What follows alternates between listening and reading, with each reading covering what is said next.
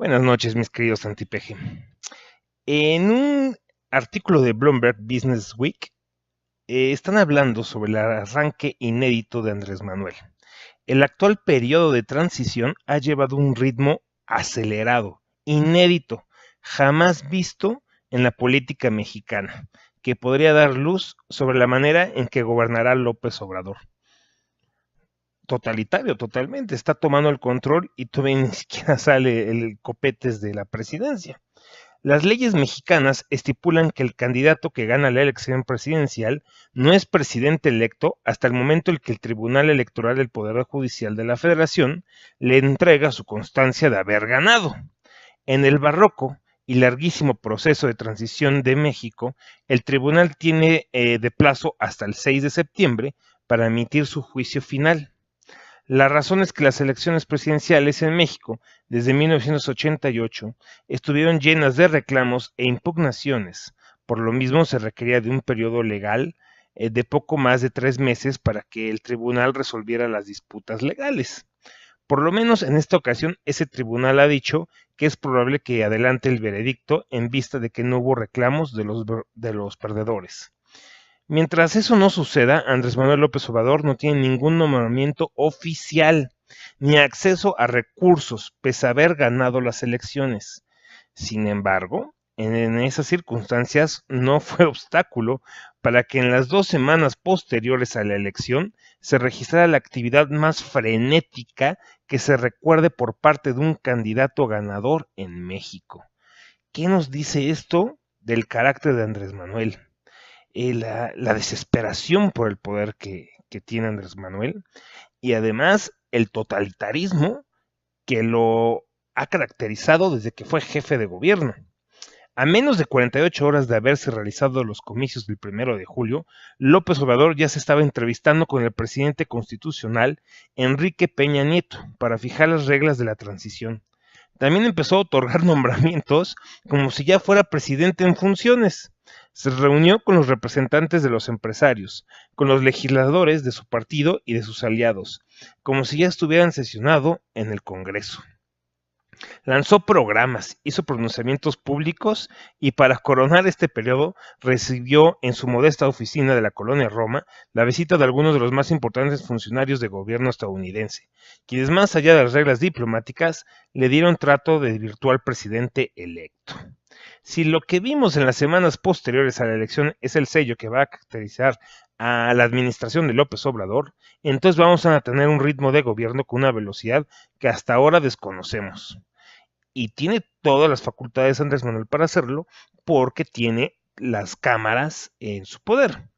El próximo presidente anunció que habrá reducción generalizada de sueldos a los altos funcionarios, que no va a vivir en la residencia oficial de Los Pinos, que recortará el 70% de los puestos de confianza, que mandará las oficinas de las secretarías y empresas del Estado a las entidades de la República, que venderá el avión presidencial y la flota aérea del gobierno, no solo para referir algunas de sus acciones.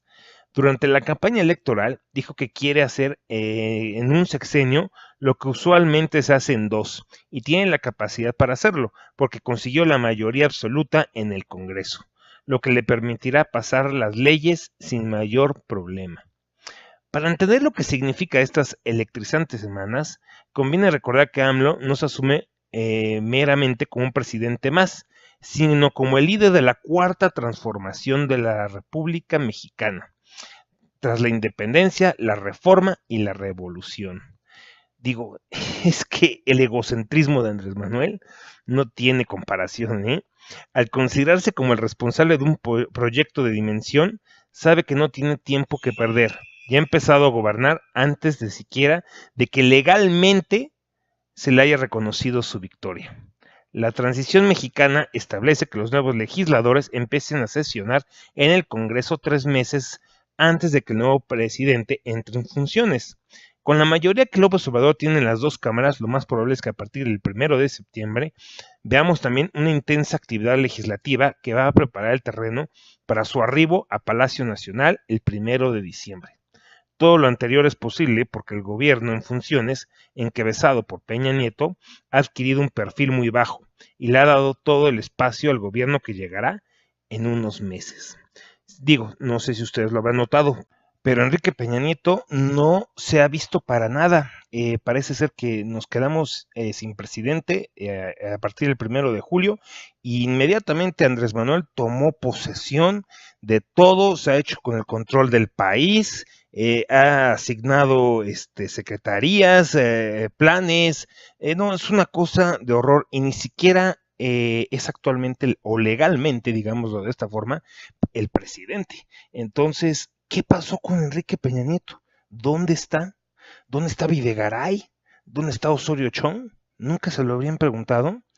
Esta actitud incluye también la disposición para colaborar, compartir información y dar entrada a Andrés Manuel a eventos como las reuniones de los países integrantes de la Alianza del Pacífico. Y adicionalmente, las dos principales fuerzas políticas que podrán generar contrapesos y limitar a quien será el presidente a partir del 1 de diciembre se encuentran en crisis. El PRI ha cambiado a su presidente y está en una situación en la que carece de conducción y proyecto. Apenas empieza a darse cuenta de la dimensión de su derrota. En el caso del PAN, parece avecinar una lucha intestina por el control del partido, que será la segunda fuerza política del país. En el ámbito de los empresarios, con excepción de una de las organizaciones, la Coparmex, el resto ha optado por buscar la mejor relación con el gobierno de López Obrador y anunciar hacer voces críticas, incluyendo a muchos de medios de comunicación. Casi sin obstáculos al frente, Andrés Manuel, para todo efecto práctico, ha comenzado a gobernar, algo que jamás se había visto. El problema que hay es que un sexenio en México se parece más a una carrera de maratón que a una de 100 metros planos. En mucho tiempo y hay que tener un plan para tener aliento por muchos kilómetros. El arranque acelerado ha conducido ya a algunas pifias que, aun siendo menores, ilustran la clase de equívocos que pueden cometerse. Una representante del equipo de Andrés Manuel informó que el Papa Francisco había aceptado participar para discutir cómo reducir la violencia en México. Poco después, un vocero del Vaticano la desmintió. Y algunas otras cosas más que han sucedido en la campaña, que Andrés Manuel dijo en la campaña, y que algunos de sus allegados han tenido que desmentir porque pues es imposible realizarlas. Yo lo que quisiera que analizáramos, y a veces ustedes me pueden dejar en sus comentarios, ¿por qué la desaparición del gobierno de Peña Nieto a partir del 1 de julio?